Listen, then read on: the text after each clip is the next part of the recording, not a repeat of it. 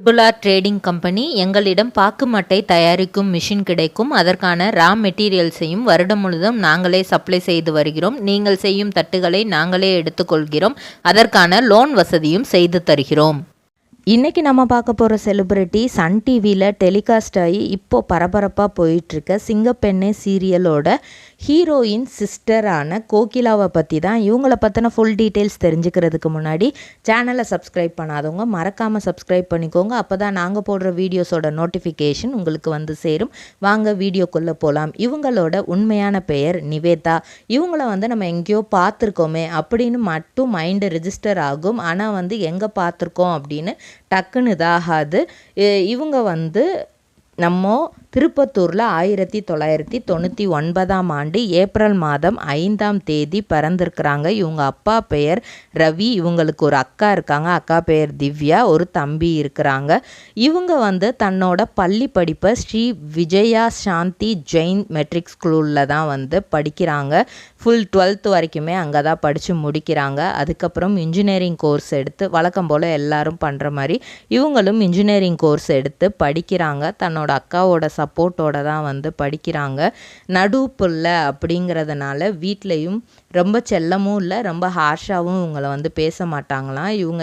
இவங்களும் ரொம்ப சமத்து பிள்ளை தானே. எப்போவுமே அப்பா என்ன சொன்னாலும் அப்பா அம்மாவோட என்ன சொன்னாலும் கேட்டுக்கிற அந்த மாதிரியான பிள்ளை தானா இவங்க. ஸோ இவங்களை நம்ம எங்கேயோ பார்த்துருக்கோமே அப்படின்னு நம்மளுக்கு ரிஜிஸ்டர் ஆகணும் அப்படின்னா இவங்களை நம்ம நெகட்டிவ் ரோலில் பார்த்துருப்போம். ஜீ தமிழில் பேரன்பு அப்படிங்கிற ஒரு சீரியல் டெலிகாஸ்ட் ஆச்சு. அதில் ஹீரோவோட அம்மாவுக்கு பிஏவாக இவங்க இருப்பாங்க. அவங்களுக்கு எல்லாமே இவங்க தான் சொல்லுவாங்க. ஹீரோவை கல்யாணம் பண்ணி எப்படியாவது இந்த சொத்தை அபகரிக்கணும். ஹீரோவை லவ் பண்ண மாட்டாங்க. ஆனால் அந்த சொத்து கிடைக்கணும் அப்படிங்கிறது தான் இருக்கும். ஸோ ஸ்ரீயோட ஒய்ஃபு தான் அந்த சீரியலில் ஹீரோவோட அம்மாவாக நடிச்சிருப்பாங்க. அவங்களுக்கு பிஏவாக தான் இவங்க நடிச்சிருப்பாங்க. நிறைய ஹீரோக்கும் ஹீரோயினுக்கும் இடையில நிறைய சண்டையை ஏற்படுத்தி இவங்க கிட்டத்தட்ட கன்சீவ் ஆகாமையே கன்சீவ் ஆகிட்டேன், நான் விஜய்னால தான் கன்சீவ் ஆகிட்டேன் அப்படிங்கிற மாதிரிலாம் நிறைய இந்த கேரக்டர் நெகட்டிவ் கேரக்டராக கொண்டு போயிட்டே இருப்பாங்க. இன்ஃபேக்ட் இவங்களுக்கு கமெண்ட்ஸ் எல்லாம் கூட இவங்களே பார்ப்பாங்களா, இவங்களை இந்த சீரியலை விட்டு எடுத்துருங்க, இந்த ரோல் நல்லாவே இல்லை, இந்த ரோல் இதாக இருக்குது, பொய்யா இருக்குது, அப்படி இப்படின்ட்டு நிறைய கமெண்ட்ஸ் வருமா. அந்த கமெண்ட்ஸ் எல்லாம் பார்த்துட்டு இவங்க அப்செட் ஆவாங்களாம். அப்படி இருக்கும்போது அவங்க அக்கா சொல்லுவாங்களாம், நீ பண்ணுறது என்னது நெகட்டிவ் ரோல், நீ பண்ணுறேன்னு ஒத்துக்கிட்டது நெகட்டிவ் ரோலுக்கு நெகட்டிவ் கமெண்ட் வர்றது தான் சக்ஸஸ்ஸு, நீ அதனால் அதை பற்றி எதுவும் கவலைப்படாத, இருந்தாலும் என்னோடய ஃபேஸ் மக்களுக்கு பெருசாக ரீச் ஆகலையே அப்படின்ட்டு தான் எப்போவுமே அவங்க ஃபீல் பண்ணுவாங்களாம். ஆக்சுவலாக அவங்களுக்கு இதெல்லாம் ஃபஸ்ட்டு இன்ட்ரெஸ்டே இல்லையா. எப்படியாவது மாடலிங் பண்ணி பெரிய லெவலில் வரணும், நிறைய ஃபாரின் கண்ட்ரிஸ் போய் நிறைய டிஃப்ரெண்ட்டாக மாடலிங் பண்ணணும், எல்லா கல்ச்சரையும் பேஸ் பண்ணி மாடலிங் பண்ணணும், இதெல்லாம் தான் அவங்களுக்கு ஆசையாக இருந்திருக்கு. சீரியலில் பெருசாக அவங்களுக்கு இன்ட்ரெஸ்டெல்லாம் கிடையாது. அப்படி மாடலிங் பண்ணிகிட்டு இருந்தப்போ ஒருத்தர் அந்த பேரன்பு டைரக்டர் இந்த லுக்கு இந்த கேரக்டருக்கு செட் ஆகுது அப்படிங்கிற மாதிரி தான் ஏன்னா ஒரு கம்பெனியில் பிஏ அப்படிங்கிற ரோலுக்கு இது கரெக்டாக செட் ஆகுது அப்படிங்கிற மாதிரி தான் இவங்களை சூஸ் பண்ணியிருக்காங்க.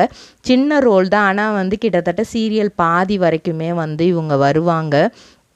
அடுத்து அது வேறு மாதிரி சீசனாக கொண்டு போகும்போதும் அதுலேயும் இவங்க இருப்பாங்க. ஸோ அதுக்கப்புறம் பெருசாக இவங்களுக்கு எந்தவித வாய்ப்பும் கிடைக்கல, எந்த சீரியல்லையுமே எந்த வாய்ப்பும் கிடைக்கல, மக்கள் மத்தியிலையும் பெருசாக ரீச் ஒன்றும் இல்லை. ஸோ ஃபேமிலிக்காக டைம் ஸ்பெண்ட் பண்ண போயிட்டாங்க. அதுக்கப்புறம் ஃபேமிலியோட நிறைய ட்ரிப்பு போகிறது, அக்காவோட குழந்தைய நல்லா பார்த்துக்கிறது, இந்த மாதிரியான இதுவாகவே இருந்தது. திடீர்னு இவங்களுக்கு ஒரு ஃபோன் கால் வருது சன் டிவியிலேருந்து. சிங்கப்பெண்ணே அப்படிங்கிற சீரியல் ஒரு வில்லேஜ் ஓரியன்ட் அக்காவாக நீங்கள் நடிக்கணும், ஹீரோயின் வில்லேஜ் ஓரியன்ட் பொண்ணு, அவங்களுக்கு அக்காவாக நீங்கள் நடிக்கணும் அப்படிங்கிற மாதிரியான ஒரு ஆப்பர்ச்சுனிட்டி கிடைக்கிது. அதுக்கு முன்னாடி இவங்க நிறைய ஆடிஷன்ஸ்லாம் ஏறி இறங்குனாங்க தான், ஆனால் பெருசாக யாருமே வாய்ப்பு கொடுக்கல. இந்த வாய்ப்பு அவங்களுக்கா தேடி வந்திருக்கு.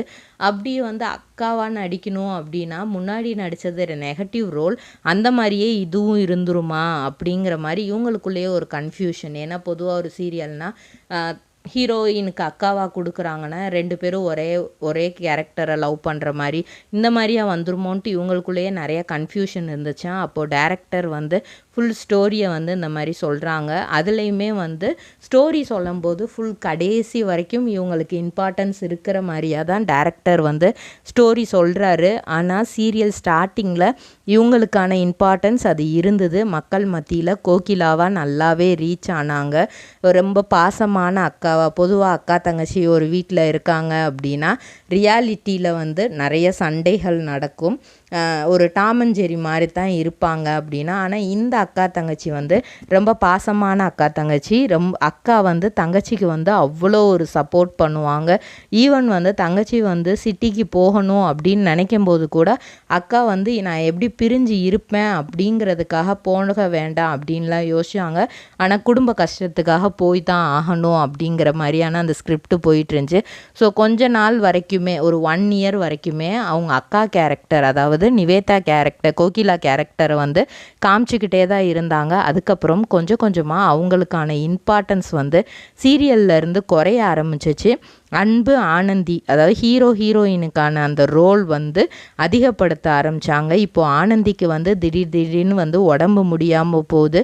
அது எதனால் முடியாமல் போகுது அப்படின்னு சொல்லிட்டு அந்த கார்மெண்ட்ஸில் அவங்களுக்கு ஃப்ரெண்ட்ஸாக இருப்பாங்க இல்லையா, அவங்க இன்வெஸ்டிகேஷன் ஆஃபீஸரு இப்படி ஒரு டீமாக இருந்து எதனால் நடக்குது அப்படிங்கிற மாதிரி யோசிக்கிறாங்க. இன்னொரு சைடு வந்து அந்த கார்மெண்ட்ஸில் சீஃபாக இருக்கிறவரையே வந்து ஆனந்தி வந்து அவர் தானே வந்து என்னோடய லைஃப் வந்து இப்படி ஆனதுக்கு காரணம், அவரை நான் கொலை பண்ணணும் அப்படிங்கிற மாதிரியான ஒரு சைடு ஒரு ரோலும் கொடுத்துட்ருக்காங்க.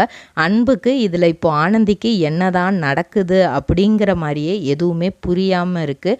ஸோ இந்த கதைக்குள்ளெல்லாம் நம்ம வரவே இல்லையே. நம்ம வந்து ஆனந்திக்கு அக்கா அப்படிங்கிற ஒரு ரோல் சொன்னாங்க. ஸோ அவங்கக்கிட்ட அது ஒரு இன்டர்வியூவில் சொல்லியிருப்பாங்க. அது எனக்கு மிகப்பெரிய டிசப்பாயின்மெண்ட்டு தான்.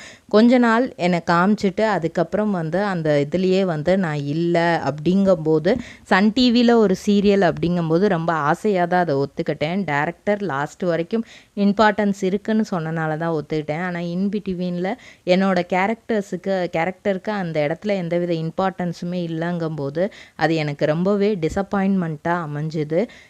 ஓகே, நம்ம திரும்ப மாடலிங் ஃபீல்டுக்குள்ளேயே இதாகிடலாமா அப்படின்னு யோசிக்கும்போது இவ்வளோதான் சினிமா ஃபீல்டா, இதுக்கு பெட்டர் நம்ம வேற ஒரு ஆப்ஷன் எடுத்திருக்கலாமோ அப்படின்னு சொல்லிட்டு மனசு வந்து நிறைய விஷயங்களை யோசிக்க ஆரம்பிச்சிச்சான். அப்போ தான் அவங்க தம்பி ஒன்று சொன்னாங்களாம், எப்போவுமே ஒரு விஷயம் நீ யோசிச்சுட்ட முடிவு பண்ணிட்டேன்னா அதை பின்னாடி யோசிக்காத, ஏன் நம்ம இப்படி முடிவு எடுத்தோம், இப்படி பண்ணியிருக்கலாமோ அதை இப்படி பண்ணியிருக்கலாமோ அந்த மாதிரிலாம் யோசிக்காத.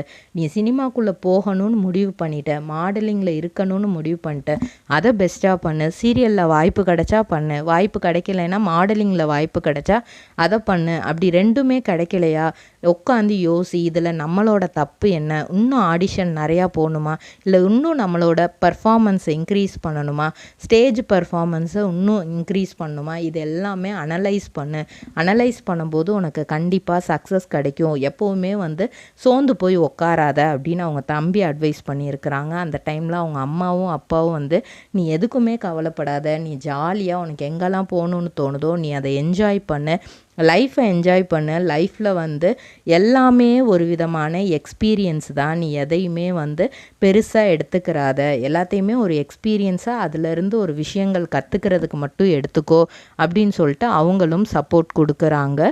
இதே மாதிரி தான் இவங்க வந்து இதுக்கடுத்து இன்னும் நிறைய சீரியல்ஸ் நடிக்கணும் அப்படின்னு சொல்லிட்டு நம்ம சேனல் சார்பாக நம்ம சொல்லிக்கலாம். இதே மாதிரி பல செலிப்ரிட்டிஸோட பயோகிராஃபி தெரிஞ்சுக்கிற சேனலை மறக்காமல் சப்ஸ்கிரைப் பண்ணிக்கோங்க.